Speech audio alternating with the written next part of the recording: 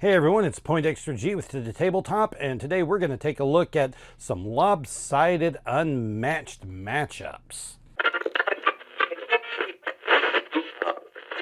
Now, one of the great things about Unmatched is that all of the fighters are unique and they have different power levels and they have different skills and different ways that things work with all of them. So whenever they pair up against each other, you get a lot of unique interactions. Now, generally speaking, we have fighters that are rated very good and fighters that are rated pretty bad. And usually those really good fighters will be really good against those really bad ones. If you do Spike versus Medusa, you can expect that to be a really terrible matchup for Spike because, yeah, it is.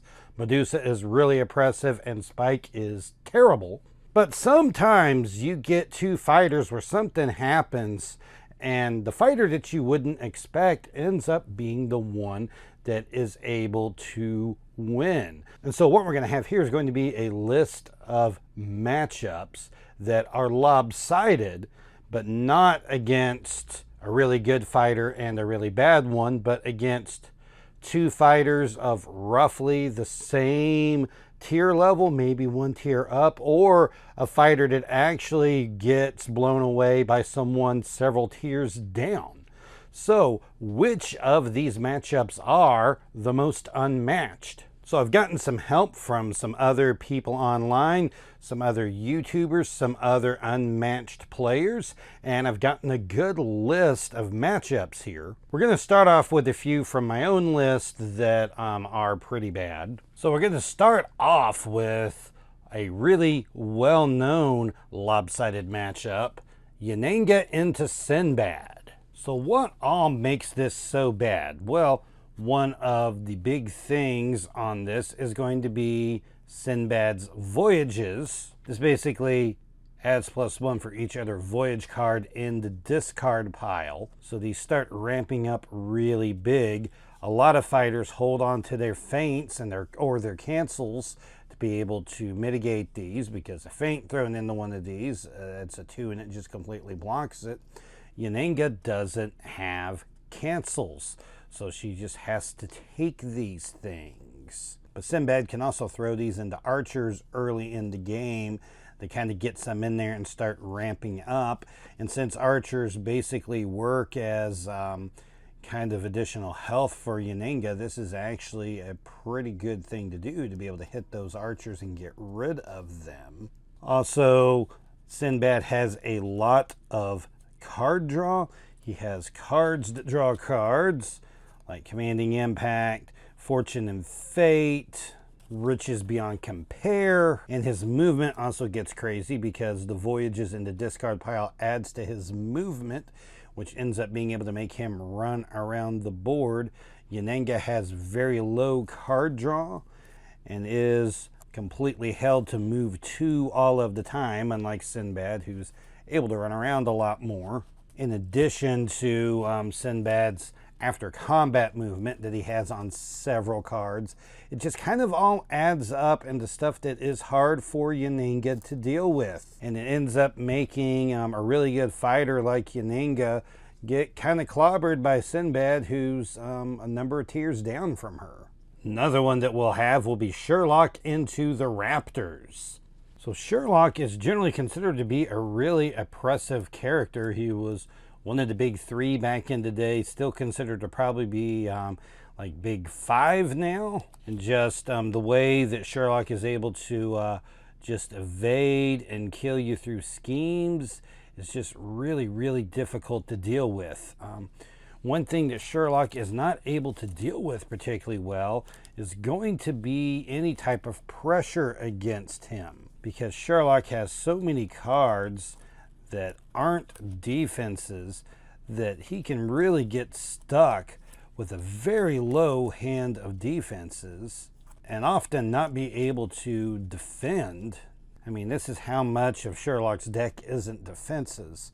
So you can see how someone like the Raptors could really give him trouble. He really doesn't have a lot of ways to deal with the Raptors surrounding him. He does have counter punch, but that does only hit the attacking Raptor. Doesn't really have a lot of after combat movement.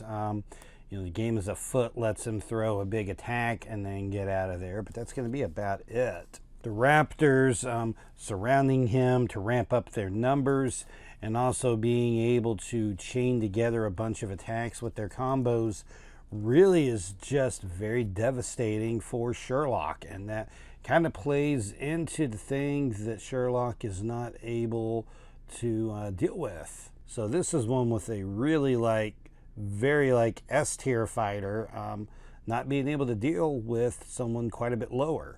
And so next we're going to take a look at Sun Wukong versus these two fighters. You've got a few things here with Sun Wukong versus Buffy that's a problem.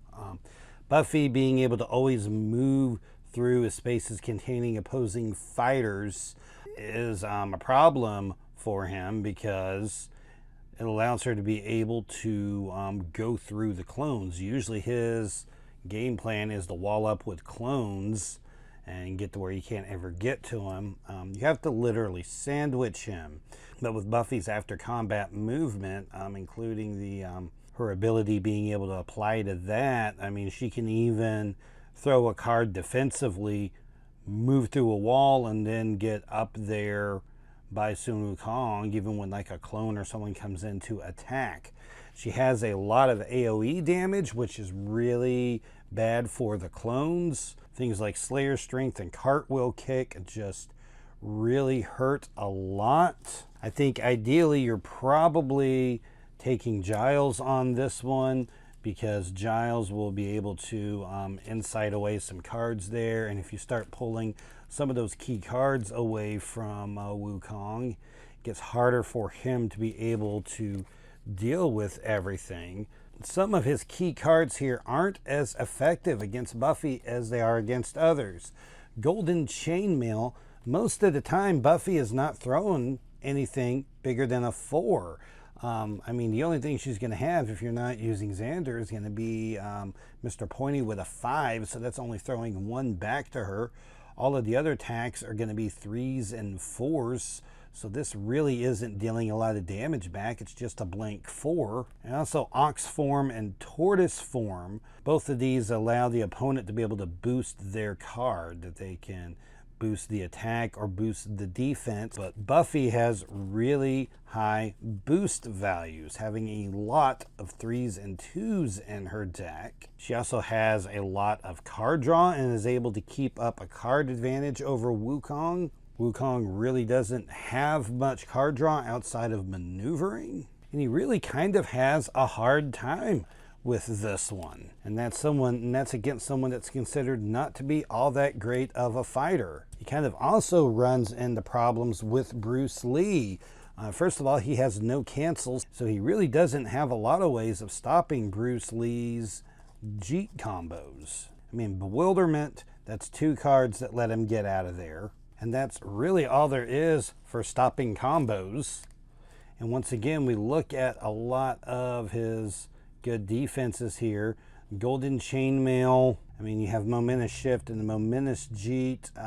Not a whole lot else that's able to really get high. Bruce tends to hit with a lot of small things, which is just going to run him out of defenses. So once again, Bruce also has really high boost values.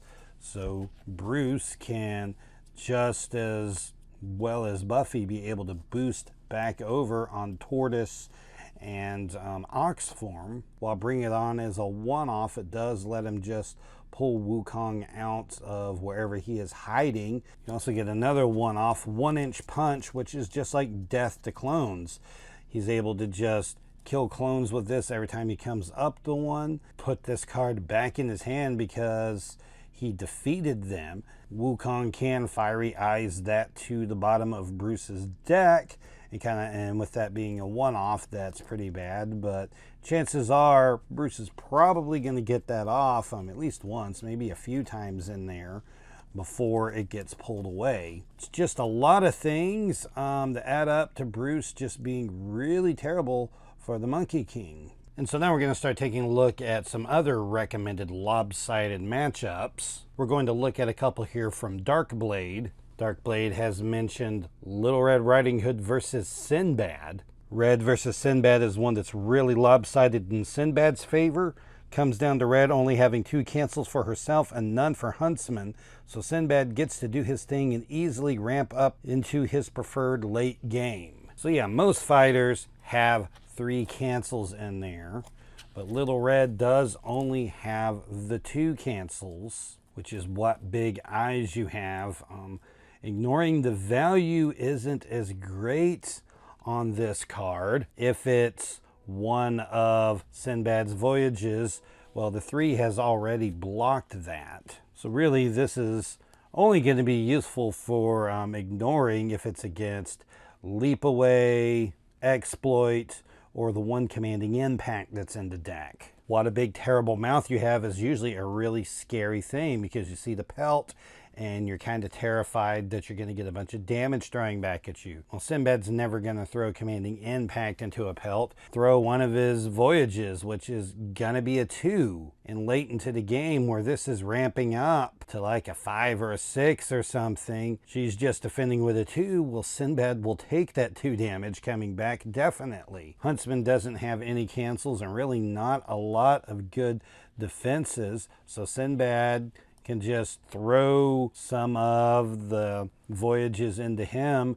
to just start trying to take Huntsman out before Red is able to get to her healing. And also Stones in the Belly is really only bad for Sinbad for the discard. I mean, the discard is going to be really bad, but it's not really going to be ramping up Stone's value a whole lot, because Sinbad's boost values are really low. I mean, he has a bunch of zeros with these voyages, and some of these voyages are perfectly fine to have just go into the discard pile early on. There's only 2 is going to be commanding impact. Everything else are 1s. And also with his mobility, he can easily start kind of flying around the map to only come out when he wants to be out there.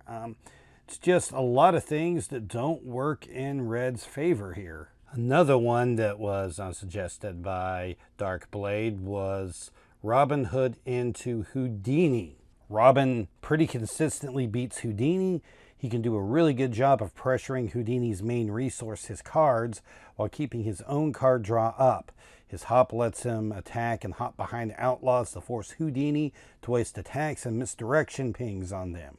Houdini doesn't want to use misdirection as a cancel typically, so the outlaw mind games are especially effective against him.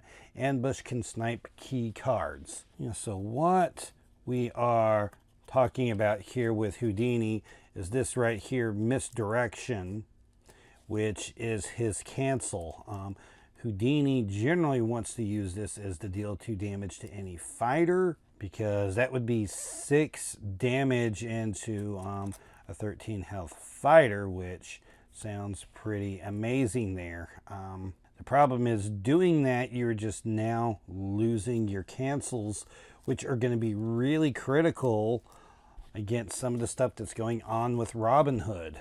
This is really the only thing that defends against highway robbery, which is going to be the 2 that cancels effects and ignores the value, so it just goes through and does 2 damage onto it.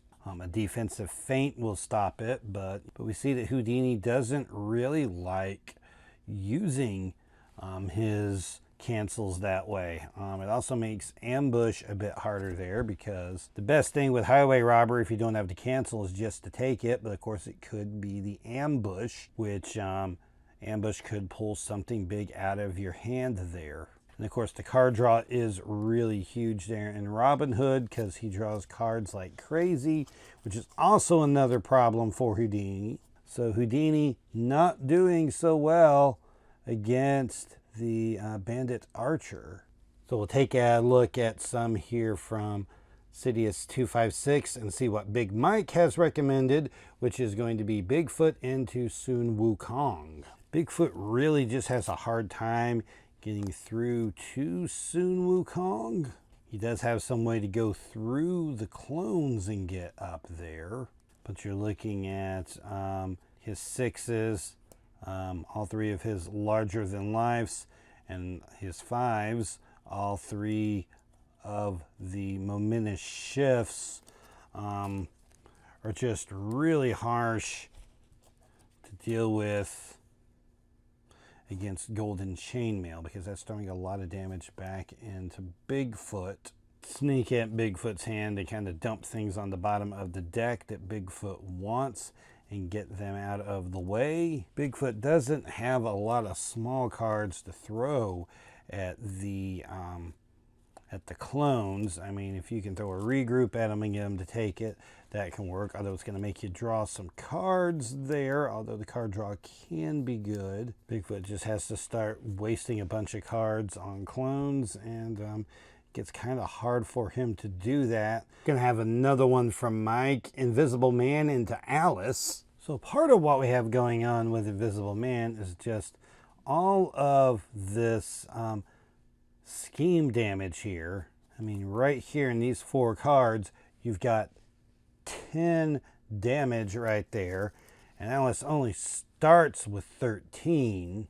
This right here could deal another 2 damage, so potentially he could get 12 auto damage into Alice, which nearly defeats her there just from that.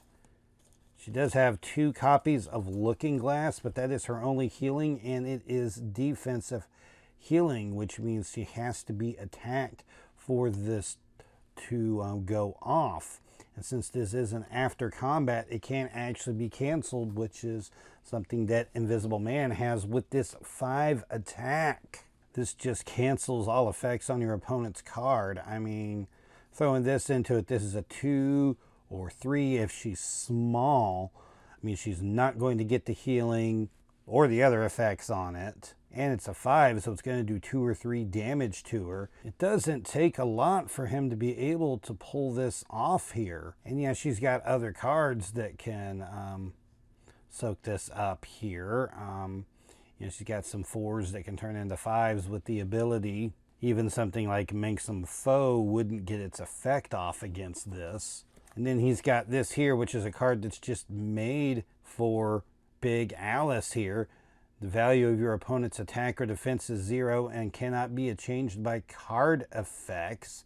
I mean, this just negates away like a Big Alice attack. I mean, imagine like a Big Alice Momentous Shift or a Big Alice Manxome, and you throw this out here. That's just completely gone. Usually you expect to get something through there when you're Big Alice, but this is just straight up nothing. Invisible Man really just lines up into this matchup here particularly well. And so we'll take a look at Captain Crockpot's suggestion, Daredevil into Sun Wukong. It's like Daredevil over Wukong feels absolutely terrible, faintless. As Wukong, you have hope, but there just really isn't any. And we can see what is going on with this here, that we've got Daredevil's thing here, the Devil of Hell's Kitchen, which is just something that's designed here to make him be able to spin around and go infinite. And since this guy has no cancels, this is just always going to go off. Even if it like gets bewildered or chainmailed, the effect will still happen. You also get Take a Knee, which is another great one to use, where you can just get healing off. And since Daredevil is able to just kind of keep recycling his deck and bringing it back around, throwing cards at the clones really isn't a big deal for him, because he's going to get cards back at some point. I mean, yeah, go ahead and throw a Devil of Hell's Kitchen into a clone, or a Take a Knee, or for that matter, anything really. Because Wukong's only got so many defenses, how many can he keep throwing into his clones? You kind of get to a point where Sun Wukong doesn't even want to make clones. And when you get Wukong into that spot, it's really starting to look like it's over for him. And then something like Fiery Eyes, that's normally one of the great things for him, well, It's just like an inconvenience for Daredevil because he's going to get to the bottom of his deck at some point and get that card and cycle it back around. So this doesn't even really get rid of anything. You just start to feel really hopeless as Sun Wukong, which is not how things typically go for this guy. We've got one here suggested from Angel Cake, which is Golden Bat into Shakespeare. While I'm very confident Shakespeare is not low tier, I know a lot of people think he is. Shakespeare has a solid game in the bat who only has vaporizing eye beams to disrupt Shake's line flow and hates pretty much all line effects except draw. Gain 2 actions lets Shakes pummel him hard. Movement lets him disrupt Golden Bat's attack and leave plan. Alas's heal and draw 2 makes up for some of the damage you take. Horror and Ides of March deal auto damage, which Golden Bat hates. Deceive gets a Deceive back, which means another cancel for vaporizing. And once more into the breach means more actors, which means more body blocks to prevent Golden Bat from reaching Shakes on turns you don't want him to.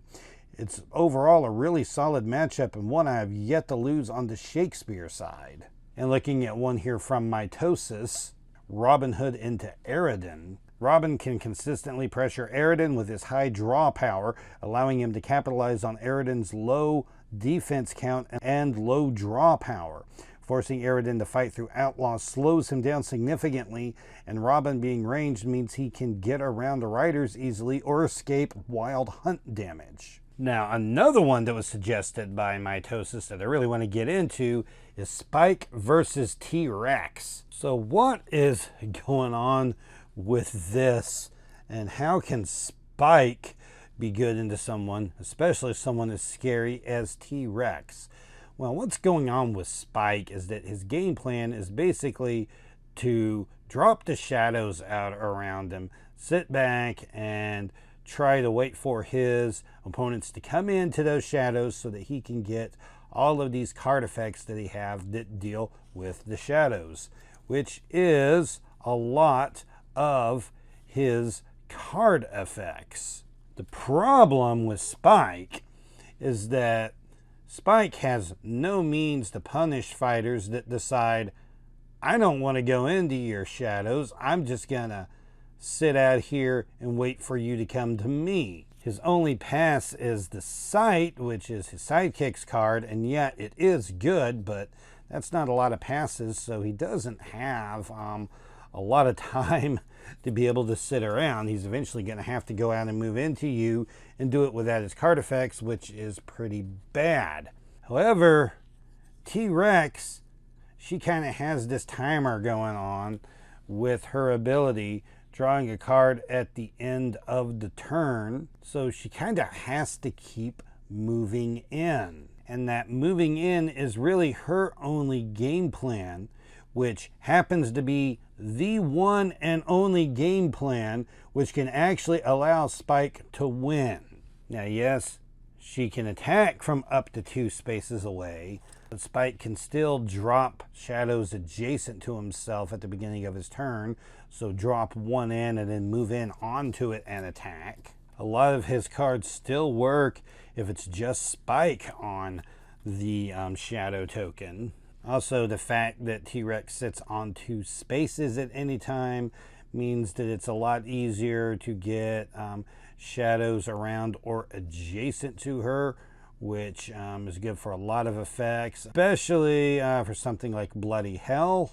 I'm not saying that Rex doesn't have any shot at it. She can still run in and do a lot of damage and do a lot to Spike before he has a chance to deal with it, but Spike still has a very good chance of being able to get through this one just by doing what he wants to do for once. And next, I've got one here that was suggested by several people, including Hubaris, Angel Cake, and Mitosis.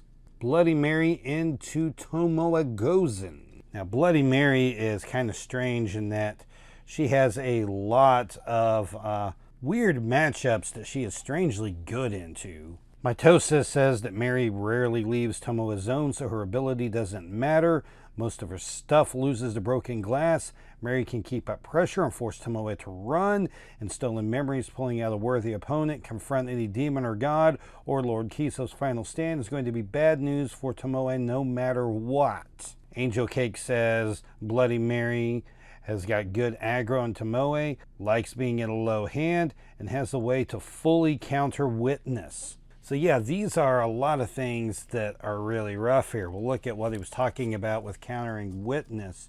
This is Tomoe 7. This is a card that has to be played adjacent, has to be played face up. It's just a 7 and ends the turn immediately afterwards. Since this is played face up, you know it's coming, and I think you just hold on to mirror image for this.